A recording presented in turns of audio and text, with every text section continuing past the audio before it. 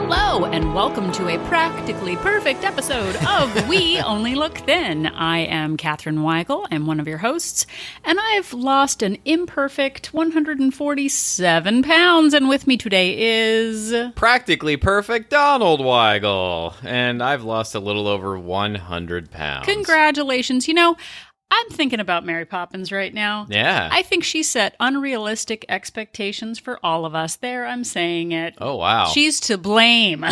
Wow, the very unpopular opinion of picking on Mary Poppins. I love Mary Poppins. The unpopular Poppins? The popular Poppins? You know, we never saw her in her own life. Like, she was very good at intruding, if I might say, in other people's lives. Yeah. But you never saw her at home dealing with her family. Look, and her... for all we know, she was, like, secret eating out of that bag of hers. Oh, it was a very big bag. It was a very big bag. Oh, my gosh, she could put so many secret snacks in there. She could have any number of Poppins in there. Isn't Poppins an English treat of some kind? I don't. If you are English and you know what a Poppins is, I don't know. I'm making that is it not up. Mary Poppins. It sounds like it should be a treat. It should be a treat. And this is a treaty episode, Oh. or treat-filled episode of We Only treat Look for Thin. your ears. Yeah. So hi and welcome, and we're switching it up this week. You think you've got us figured out? You do not.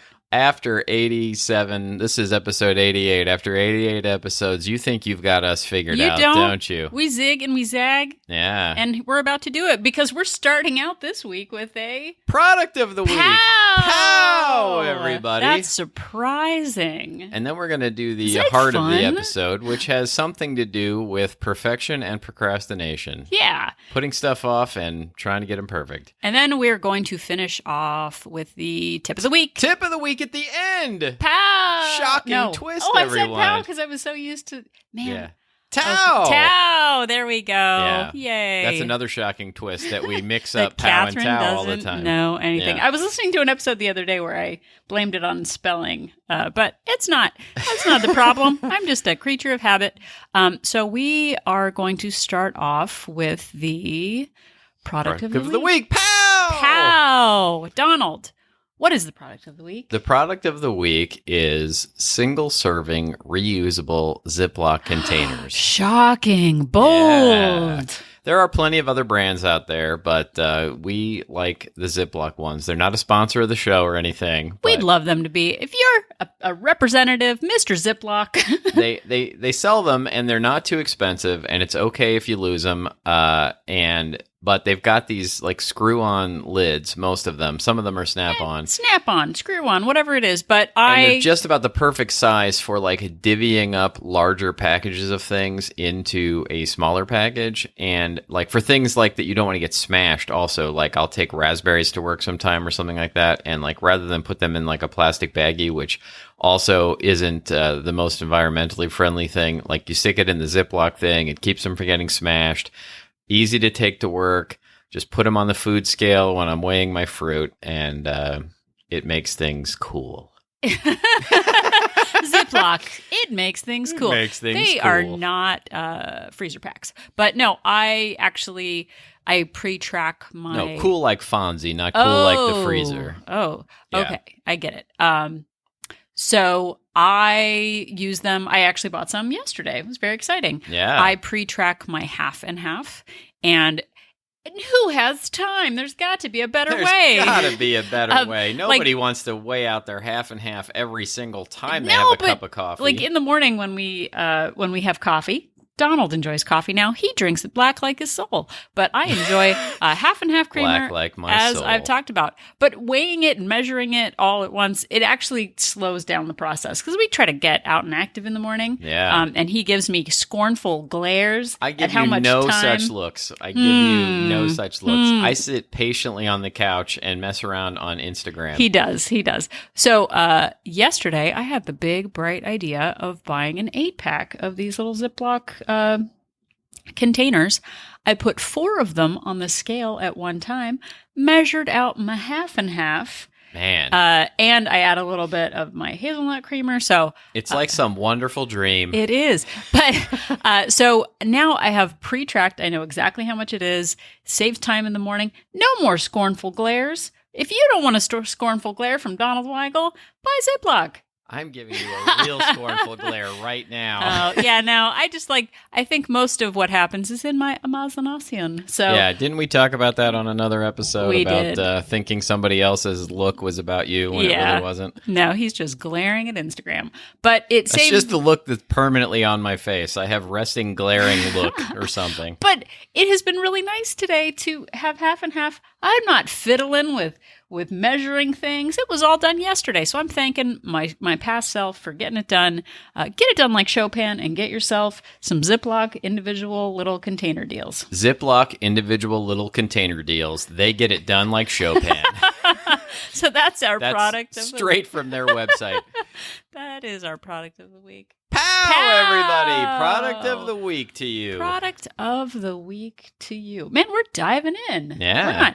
We don't have time for it's hot. We're going to say it again. It's hot. We got to get things done. Yeah, we leave the fans and the air conditioning off for you people so that you don't for hear them on the people. microphone. I've listened to some podcasts that I am grateful that our older episodes are listened to because the sound quality isn't as rich and delightful as it is now. No, our sound quality is rich and delightful right now. It is. If you're listening to this, just feel lucky that you're not listening to an old episode of the show that doesn't sound very good. A couple of people have said, like, oh, I just started listening. Like, thanks so much. And I'm like, bear with... Like, I always start with the negative. I'm like, thanks for listening, but just bear with me because that one episode on secret eating, it wasn't really recorded very well, so I'm very sorry. Yeah. Like, I should just say thank you.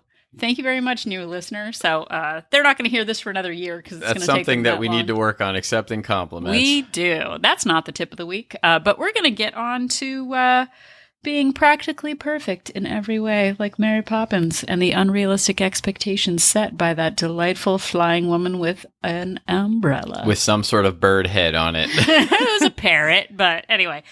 So here is my decree. The mayor of Munchkin City has a decree. The queen of weight loss has a decree. The Edict of Weigel. So I think, and settle in, here we go. I think perfectionism is a form of procrastination. Whoa. It is. Things got real deep real quick. It did. In the book, The Diet Fix, that we're reading in Wolt Place, WOLT Place. WOLT. The place for smooth jams and accountability. WOLT, for new listeners, stands for We Only Look Thin. Yeah, my mom didn't know what Wolt No, meant. my parents couldn't figure it out either. Yeah. So if you're Catherine's mom or my parents, WOLT means it stands for We Only Look Thin. Yeah. So, in the book, The Diet Fix by Dr. Yoni Freedhoff, he talks about the fallacy of perfectionism and the idea that you have to be practically perfect or else you'll never lose weight. And I never lost weight because I tried to be perfect. I turned it around. Yeah. I felt like if I was non-compliant with a plan, that I had to start over from scratch or just quit altogether and wring my fists at the air at Mary Poppins flying over because she was perfect. And I obviously was not good enough to be perfect. Many, many times in my life, and I still struggle with non-weight loss things. I say to myself, if I can't do it perfectly, then I shouldn't do it at all. Or, maybe I don't even put it in those words, but I think like if it's not the perfect moment or the perfect time and I don't have all the free time in the world, then why should I do anything? And it's really not a way to get things done. Yeah. One analogy that I've heard before, I'll just say it was from the interwebs because that's probably where it was from. Yeah. But if you're climbing a mountain and you stumble and you fall back 5 paces, you don't go back down to the bottom of the hill and start completely over. You just pick up where you left off. You fall down, you get back up again, like Chumbawamba does. We had an episode of the show called the Chumbawambasode. But you don't... I think that quote was James Clear, by the way. Was it? I think. I don't know. So many people say it. It's hackneyed. Yeah. It's a hackneyed. Why would anyone repeat that quote? It's been used so often. But... there are so many things. If you're, if you're making a salad and you chop too much lettuce into the bowl, you don't just throw away the entire bowl of lettuce and buy a new head of lettuce and then start chopping over I do. again. I throw away the lettuce, the bowl, the counter, all of it. Goes right in the trash. It's like the anal retentive chef. Yeah. But, you don't start over from scratch. If you get a D on a test, you don't quit the class and start again next semester. You learn from your mistake and you move forward from it. Did you quit a class? Because I you was got a just D? going to say I would quit a class. Oh, but you're I've sass. already done that joke, yeah. But so James Clear says, discounting everything you've accomplished because of one imperfection leads perfectionists to write-offs, thinking that one solitary misstep means that the rest of the day is shot. So why not write it off further with highly indulgent binges? Why not? Just get it over with, right? I know, and I've done that many, many times. Yeah. And it's still a struggle not to do that sometimes. But we think that if we're not perfect, that we can't do anything. And so we're actually invoking something else we learned from the interweb. Good, better, best. Yeah. That's what we're doing. So in our lives, there are perfectionism is like the perfect day. Yeah, we imagine our perfect selves, the self who, gets up 2 hours before work and exercises for those 2 hours and then gets to work on time, and you've already pre-packaged and pre-planned all of your meals for the week on the weekend. You did all your grocery shopping. You cooked everything from scratch. You have it all pre-portioned out. It's just ready to grab and go when you go to work, and you stick 100% to your plan, and there's no curveballs thrown to you. And that happens for 6 months every day straight, and you've lost all your weight, and it's perfect. And shows like The Biggest Loser. Guess what? That doesn't happen. I don't think anyone has done that. Shows like The Biggest Loser make us think that you have to have a perfect path with no obstructions, no family drama, that you have to spend 6 weeks locked in a house with no work and nothing to distract you, and, a personal trainer there and somebody making your meals for you in order to lose the weight. And, it's an unrealistic picture of what needs to happen and what is even, reasonable to happen. Yeah. I mean, and we talk about starting where you are. And I think so many of us get discouraged when we see someone else making progress, or even if we read a book or start some new meal plan like the Whole30 or something like that. And compliance is mandatory. If you're diverging at all, you're not doing it the right way. And we feel like failures because we expect this perfect combination of, like Donald said, getting up early, making everything from scratch, pre-planning anything, not having a donut bringer at work, distract you from your goals.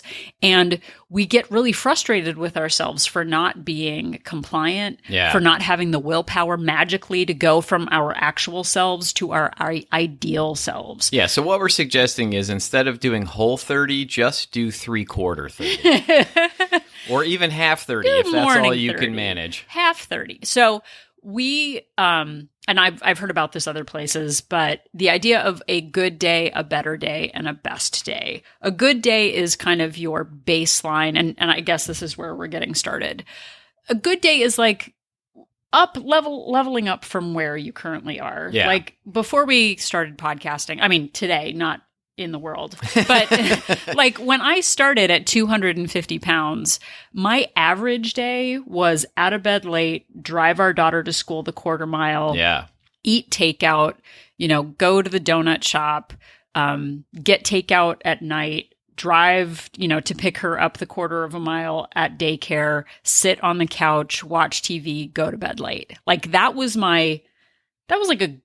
a normal average day. Yeah. And, not, pretending that I cared about what I ate while just basically eating whatever I wanted all day long. And thinking to myself, oh, I really shouldn't have that third donut, and then having it anyway. Yeah, why not? Just agonizing over it and, beating myself up about it all the time. But when I was finally at my pit of despair, not being able to fit into my size 22 jeans, I had this moment where I was like, I cannot expect perfection. I have quit trying to lose weight 20 times.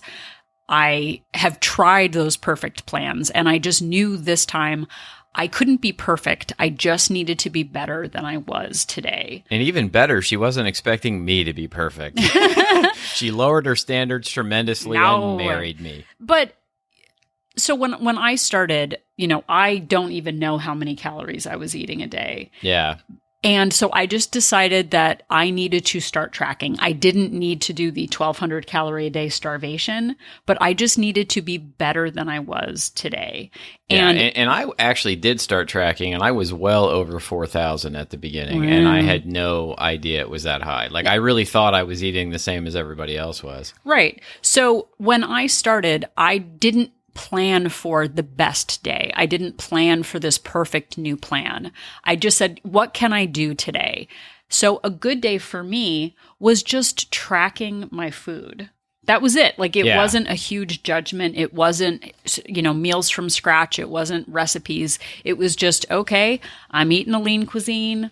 I'm going to have a sandwich. And just tracking those goals. And that's how I started too. I mean, it was just trying to figure out where I was and just tracking my food to get a baseline of what I was actually eating.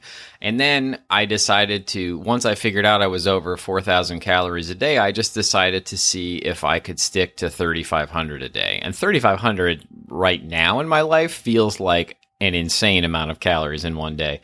But for me at that point, that was a good day. It was like sticking to 3,500. Right. So there's a good day, a better day, which is sort of your aspirational day. And then there's a best day, which is the sun, moon, and stars align. And those days for us are few and far between. Yeah, I lost over 100 pounds by having very few like best days, in air quotes. Most of my days were either good or better, like somewhere in the but much better than they were before when I was at my heaviest. Right. So a good day when I started focusing was tracking my calories. It was walking our daughter to school, the 10-minute walk there and back.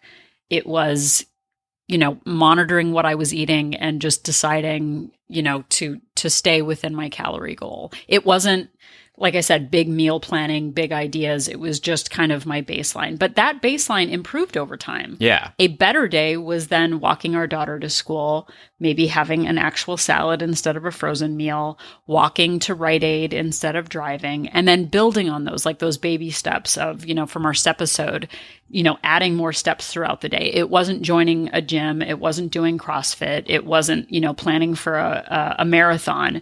It was just like, oh, you know what? I could walk to Rite Aid. I could walk to the library. I could park farther away. And that became a better day. A best day would be if Donald and I on a weekend would go for a 10,000 step walk. Like, that was like the high, like achievement day. But that changes over time. Now, like a high achievement day is many more steps than that. But starting our kind of baseline is getting that 10,000 steps in the morning now. Right. So starting where you are and then leveling up from there. One article that I found from a website called Handbags in the Boardroom. That's super fun and sassy. Yeah. Women belong. Super sassy. So I think they're talking about ladies in business. We are. Oh my gosh. I actually had a man tell me once that he was he really supported ladies working in positions other than like the secretary pool. He's like, you've got a lady boss. I think that's super. I for one am for ladies doing things that aren't typing. Don't say anything, dude. Nope. So Handbags in the Boardroom had an article about goal setting tips, and it was specifically regarding business, but we're switching it around to weight loss. Because really everything is weight loss. Business is also about weight loss. We are in the business of weight loss. So she talked about sort of starting with the emotion of what your goal is. So my first emotion back in 2016 was, please fit into your pants and don't rip them. Yeah. That was kind of my my big fear of ripping pants. Fear of ripping pants. But the idea FORP. of not being out of breath walking up the stairs to our house. The idea of not being out of breath walking up the steps to my car at work. Yeah. Like, my goals were very small, but they were specific. And starting out with a goal of just being a little bit better than where you are today can really matter. It's not lofty. It's not perfection. It's just a little bit better. how good, instead of saying, I really need to lose weight, it's how good will it feel to not be out of breath? How good will it feel when I can button those up and not hold my breath? How good will it feel when I can, lift myself up off the couch without aches and pains in my knees? Like, and even like our vacation we had a couple of months ago, like how good did it feel to be able to just walk and go and not be exhausted all the time, like some of the family that we were with. There were so many side benefits to being at a healthier weight and being more in shape than I even thought about ahead of time. For sure.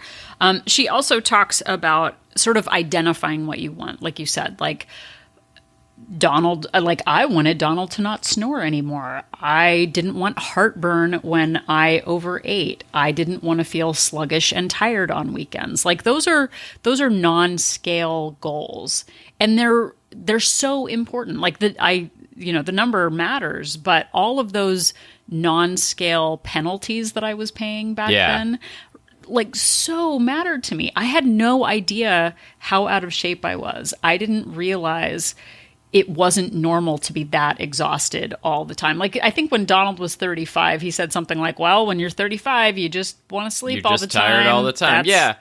A boss that I had worked for once said something along the lines of like, he woke up one day in his 30s and he was tired. And so he was still tired. So he went back to sleep for a while. And then he woke up and he was still tired. And so he went back to sleep for a while. And then he woke up again and he was still tired. And he's just been tired ever since. And that's kind of a funny thing to say, but I took that to heart, really. I was just like, well, I guess this is just how it's supposed to be. You're just supposed to be sleepy all the time and want to take naps every chance you get. And, it turned out that's not really the way you're supposed to be. I know. I hate to use the word normal, but... No, but I used to think that, like, that imaginary force field of 40, like, when you hit 40, it's all over. Like, it's all goes to pot. Like, there's no turning back from there. And I was so wrong about that. Like, it is astonishing to me how much I had given up. But then I didn't give up, which is great. Exactly. So, what do we do to get going? I'm so glad you asked that. So, and I want to predicate this by saying that when Donald and I started, we didn't know what we were doing. No. Like, this is all hindsight, what we've learned in the last couple of years from maintaining. I had a Facebook Live in our Walt accountability group 2 weeks ago where someone was talking about perfectionism. So this is kind of where it all came up.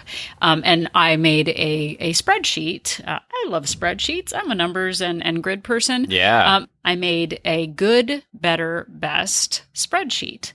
And this, while we were doing the live, someone said, wow, did you actually fill this out while you were losing weight? And do you actually come up with a grid of like your choices?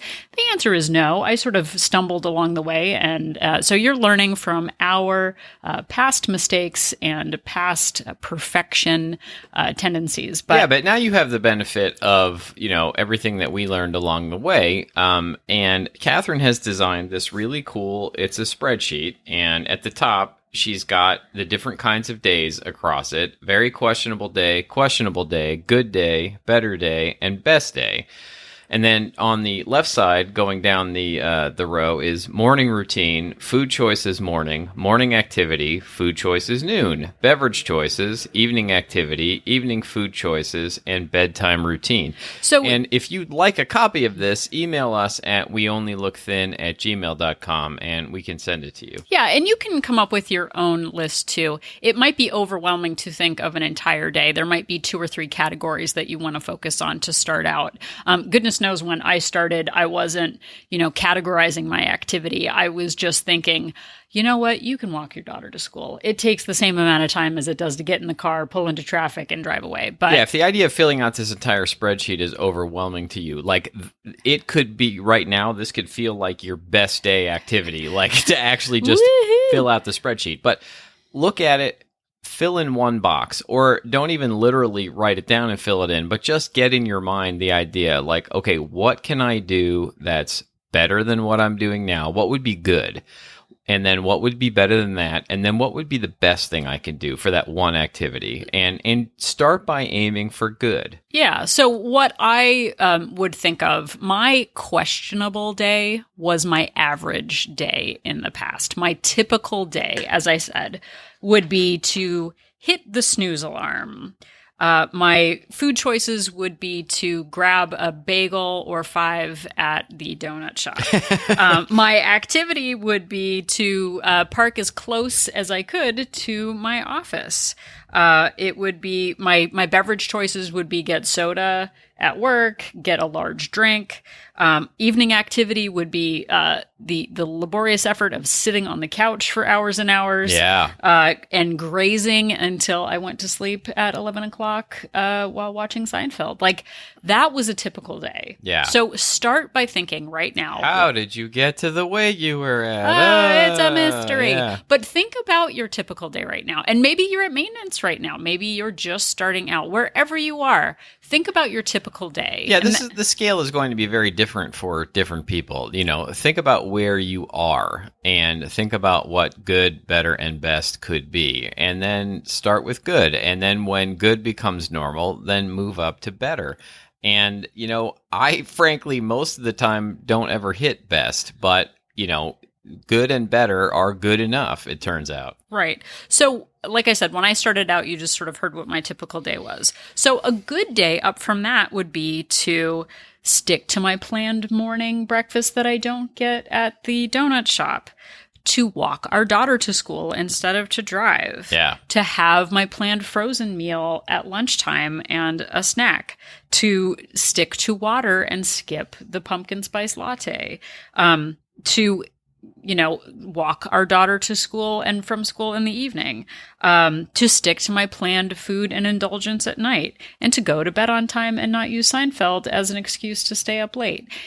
And although it is a really good excuse. But it feels unnatural at first. It feels like, oh my gosh, this isn't enough. What a boring day. Like, she just had a frozen meal. That's not a weight loss montage. But then a better day after that would be to have a high protein breakfast instead of cereal that makes me snacky. Yeah. To maybe, instead of just walking our daughter to school, also walk to the library, start parking farther away.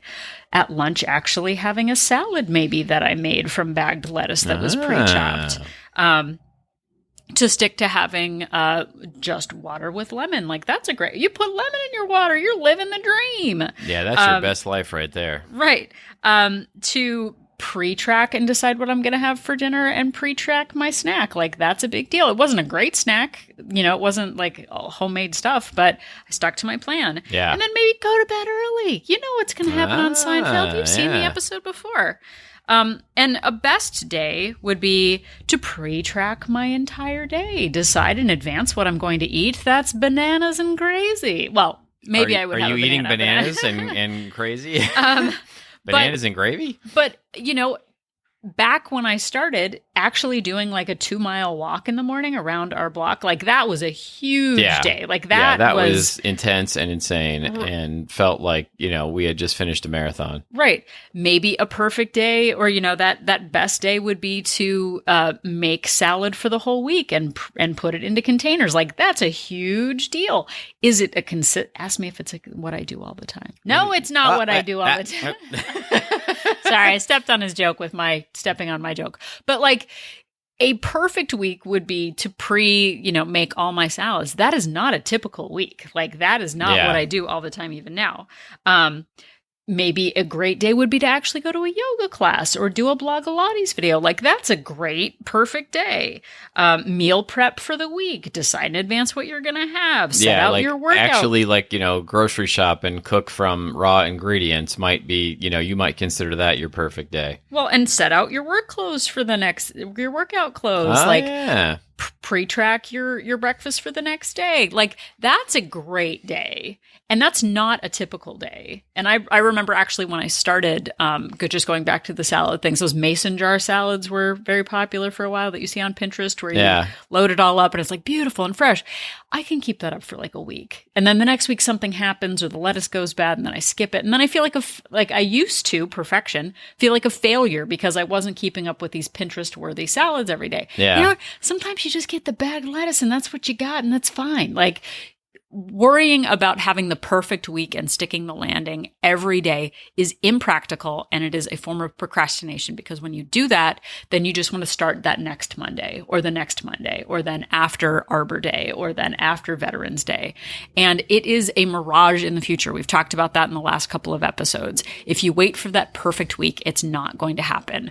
So focus on the good, not the perfect. Yeah, this isn't like the Bill Murray movie Groundhog Day. Like, you don't have to actually achieve, in that movie, he had to relive the same day. He was a terrible person at the beginning, and he had to relive the same day over and over again until he lived the perfect day. And then he got out of being trapped by that loop. And he learned a valuable lesson. But you don't have to live that perfect day. Like, you don't have to get every single thing right just to do something, just to make the day better than what you were doing. I did this in baby steps, and I still have very few perfect days, and probably almost none in terms of perfect days, but I still managed to lose the weight, and I still managed to maintain it by being good, by being better than what I was before. Yeah, and we're not putting a value judgment on the kind of food that you're eating, because when I started, it was all packaged food. It was all frozen food.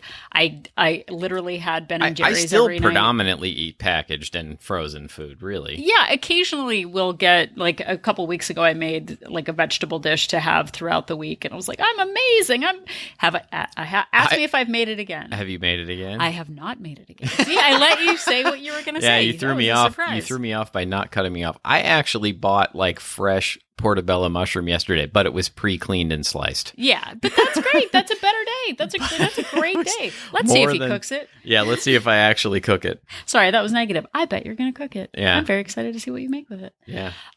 But our entire journeys, and people will often say like, oh, well, what's a typical day like? What do you eat? What do you do? It's like, it is so boring. I don't even want to talk about it. Like, walking our daughter to school was not going to get me into the Olympics, but it was where I started. Now a typical day for us. I mean, you heard the questionable day. And now you're a bronze medal contender in the upcoming walk your kid to school category of the Olympics. Exactly. But think about the questionable day or the current day that you're having. How can you level up? How can you make it a little bit better? How can you start being purposeful about your choices instead of just going with whim? Maybe a typical day at work now is eating candy out of the dish every time you walk by. Maybe it's going to the kitchen and grabbing Chex Mix. Maybe it's getting that free soda. Maybe it's, every time someone brings in a special whatever, that's what you have. A good day is you only have it on Fridays. Yeah. Like we talked about 365 surprises. Instead of just seeing the candy dish as a mandatory pickup, you know what? I only have it on Fridays at the end of the day. Maybe that's where you're leveling up. It's not perfect. It's not, like, I never have had a sweet at work ever. For some reason you talk like this now. I don't know why you're listening to this show if you've never had a sweet ever, but it's being practical with your real life and real challenges and real indulgences. Like I said, I had Ben and Jerry's every night while I was losing weight. Yeah. But I had to plan it, and I had to pre-track it, and I had to make it a purposeful part of my plan, not, Ben and Jerry's and takeout dinner, which we used to do all the time. Yeah. And also, moving forward, I think the flip side of this is, if you've had success, if you have made a lot of progress, if perhaps you're a maintainer, is being careful that your questionable day doesn't become your good day, that you don't backslide into the habits that you had before, which is also a big one for me.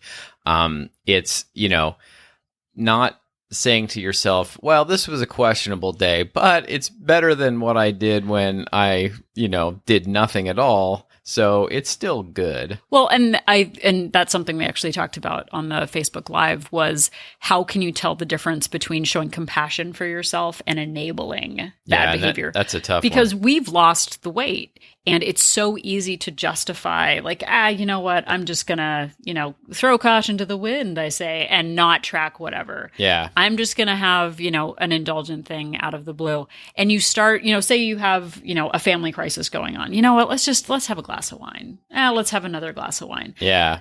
One day out of a month, that's fine. Right. But suddenly it's Not a a week big deal. later and you're still doing that. When your good day becomes like infrequent and you start backsliding into those questionable days. And if you go back to episode 44, Canaries in Coal Mine, those telltale signs that you're starting to slip are huge. And when you're, my 250-pound weight supported those habits of sitting and driving and going to bed late and indulging in every single thing that passed by, because why not? When those start becoming normal again, that's when you have to really watch that you're not backsliding. Absolutely. And, I had a moment last night where I ended up being very proud of myself, actually. I had a moment last night where I had my dessert and I realized that I was out of calories, so to speak.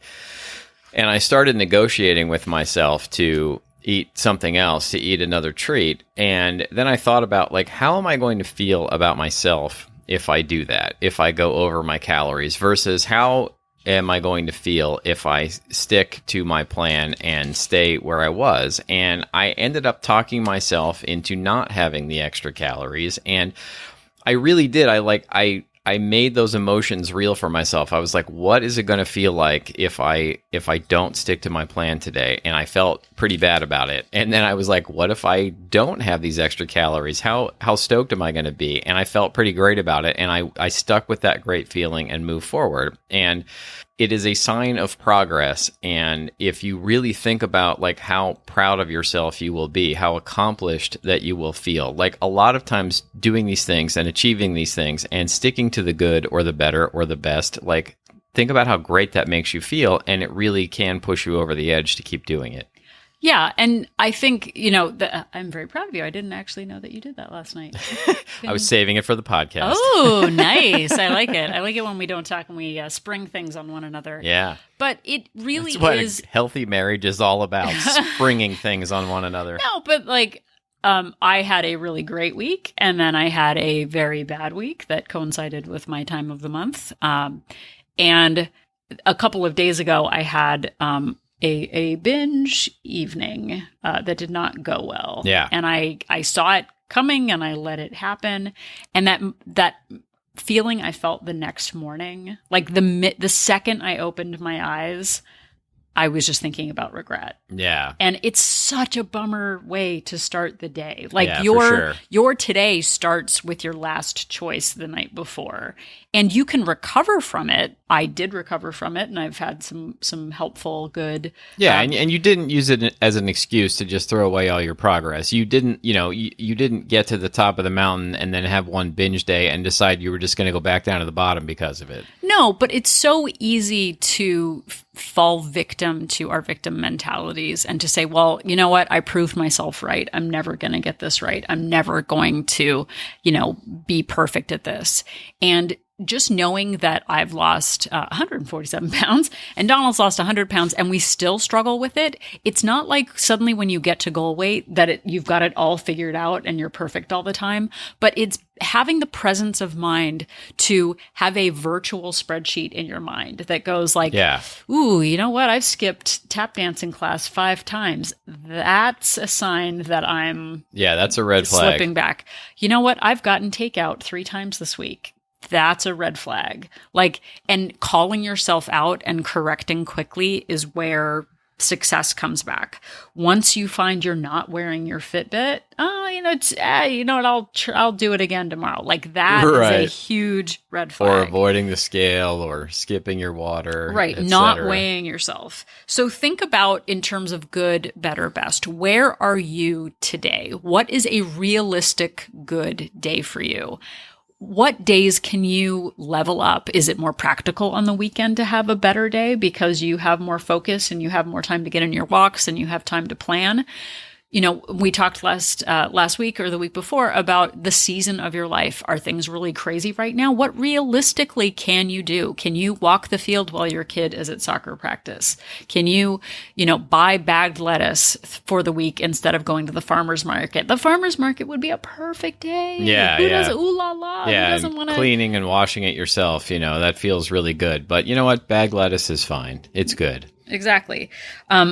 Are you improving generally over time? Are you tracking? Is your good day an average day? Is it the predominance of your month? Are better days like they're in there 2 or 3, maybe twice a week? Like, that's great. That's awesome that you're doing it. Yeah. A perfect day is a unicorn that happens, once or twice a month where you're super hardcore and it feels great. Yeah. Don't be unmotivated. Don't keep chasing that unicorn. Yeah, don't chase it.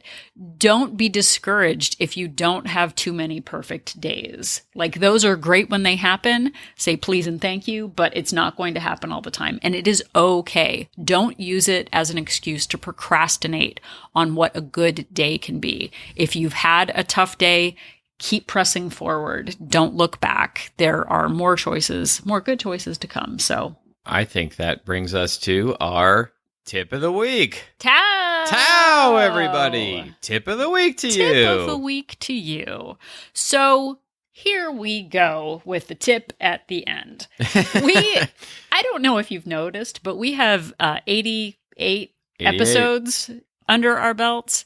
There are so many tips and suggestions that we are sending your way. My tip of the week is do something right now. I thought it was our tip of the week, but apparently it's Catherine's tip of the week. Do you want to re-record? No, I'm just our tip of the week.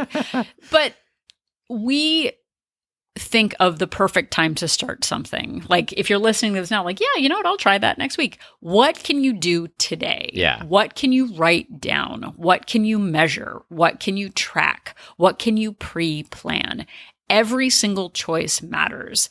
And, grain by grain, the beach fills with sand. Like, if you just wait for the perfect time to start, it's never going to come. Don't be Mary Poppins and wait for, the winds to blow perfectly and her to land on your front stoop. Like, get it done. Do something now. Take that 5-minute walk. Throw away the rest of that donut. Pre-track your dinner. Decide that you're only going to get takeout when you get your haircut. Do something purposeful. Make a choice, take a stand, and start getting to good. Yeah, pick one thing and do it right now. Well, maybe not if you're driving right now, but otherwise do something right now. Practice safety. We don't want to get in trouble, but it's so easy to put off our choices and to wait for that better day to start, that perfect time when the kids are done with things. And we talk about this all the time, but there are so many people I know who still haven't started. Like, they're like, well, I'm still not sure what to do. Don't procrastinate. Don't wait for that perfect choice. Don't wait for the perfect plan. Start something now, draw a line in the sand, and move forward. It matters. It matters. We still have 17 weeks, 16 weeks left in the year. Like, get it done now. Do not wait for New Year. And that is my tip of the week. That is Catherine's tip of the week. It is not Donald's tip of the week. Tao! Tao to me. I'm sorry. Would you like a tip of the week? Tao, everybody. I feel bad now. I should give you. No, I think it's very funny. Oh, well, that's good. All right. Well, if you've thought this episode is funny, let us know. We're part comedy, part helpful, and 100% inspirational. So, and you can let us know at weonlylookthin@gmail.com. And also, I know I mentioned it before, but if you would like an actual PDF copy of Catherine's good, better, best, questionable, very questionable spreadsheet, the spreadsheet is very questionable. Please email us, weonlylookthin@gmail.com. You can find us on Instagram, Facebook, and Twitter at weonlylookthin. That's a lot of places to find us. I know a lot of people are saying just find us on social. Find us on the social. On social. Oh, you're on social. Snapchat? No, we're not on Snapchat. No. We're in our 40s. We don't do that. Yeah, we don't do that. We don't do TikTok. What's a TikTok anyway? I have no idea. I don't have time for that. I'm old. Exactly. But we do have a website. You can find us at weonlylookthin.com. And you can listen to episodes there while you're at work and on company time. And it's pretty awesome. TikTok. And you can also join us at Wolt Place, WOLT Place. Yeah. If you go to our website and look and join our support Click group. On Join Our Support Group. There's That's more exactly information there. Yes, that's exactly what you should do. There's more information at Join Our Support Group on our website, weonlylookthin.com, and there's information, there's pricing, and we'd love to have you. It's our online support group for women, and it's awesome. It is awesome. So if you're still unclear about what is questionable, what is good, better, best, or what Mary Poppins is doing up in the sky, just remember that Donald and I are an inspiration.